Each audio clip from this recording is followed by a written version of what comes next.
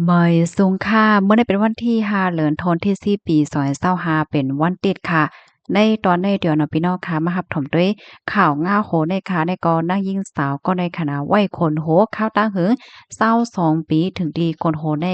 ยาวจังหนังตีเฮาหันในแค่พังในยาวค่ะเมื่อวันที่4เดือนธันวาคมที่4ปี2025มีข่าวง่าออกมาว่ามีนางหญิงสาวก็หนึ่งอายุมี37ปีอยู่เศร้าเวดีเว้งหานตาน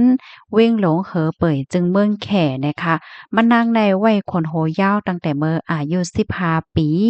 ย้อนเปอว่ามานั่งในไหลหันปมหวานนายยาแม่เฒ่าอะสังว่าจังได๋เปิ้นไว้คนโหยาวให้น่ะเหแลมานั่งกอไข่ไว้คนโหยาวนั่นขนาดเนาะต่อถึงมื้อเหลียวในคนโหมานั่งในกอยาวหนายาวตั้งยาวมาในแต่กอ2.3เมตรเฮ็ดจังได๋คะถึงตีป้อเลยจะเสียงว่านางคนโหยาวในขณะดาพันเซียวในข้าวต้าเศร้า2 ปีที่ป่นมาในมะนางในอ่ำต้อนย่อมอ่ำนั้นก็งอขนโหสิปอกไหนค่ะเฮ็ดให้ขนโหมะนางในล้ำมีเงาหังหลีหังงามหนังสภาวะนั่นยาวเฮ็ดจังไหนคะ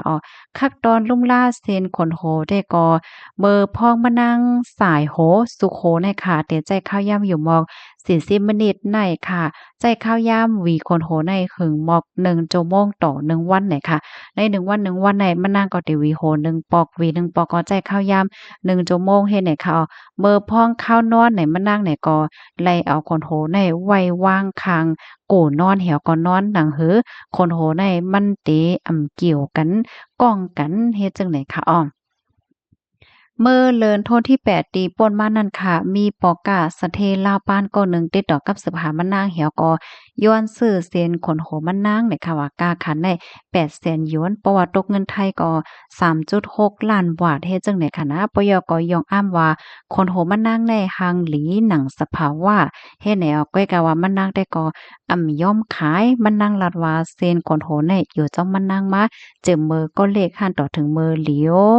มันมีกาขันเลอเสเงินตองนั่นยาวเฮ็ดจังไหนก็เปิ้นนั่นแหละมันนางในแต่ก็ขายเนี่ยค่ะข้อมูลตอนในข่าวเนี่ยก็ไล่เบิ่งอิหยังมาที่ห้องการข่าวสดออกไว้เนี่ยค่ะนะพี่น้องค่ะรับถมข่าวโหดนยาวหันเถินจังหือพองหันจังไหนยาวจ่องลียองอ้ามค่ะสอนเจ้าหนังว่าเป็นพี่น้องเฮาค่ะเปิ้นมาถามซื้ออ่านโฮเซียนโหดล้านมันคะรุ่นจ่องเด็กขายเนี่ยค่ะเนาะย้อนถามนิดหนึ่งเลยค่ะนะ อ๋อค่ะนี่ก็เป็นข่าวเมาๆอ่อนนะคะเนาะเอามาสืบเปิ้นแผ่ปันพี่ๆน้องๆเฮาค่ะในข่าวหลากหลายค่ะเนาะอันเกิดขึ้นเป็นที่เมืองแขว่าจังไหนค่ะยินจมูกก็ที่รับถอมปันแห้งค่ะเอาใหม่ส่งค่ะ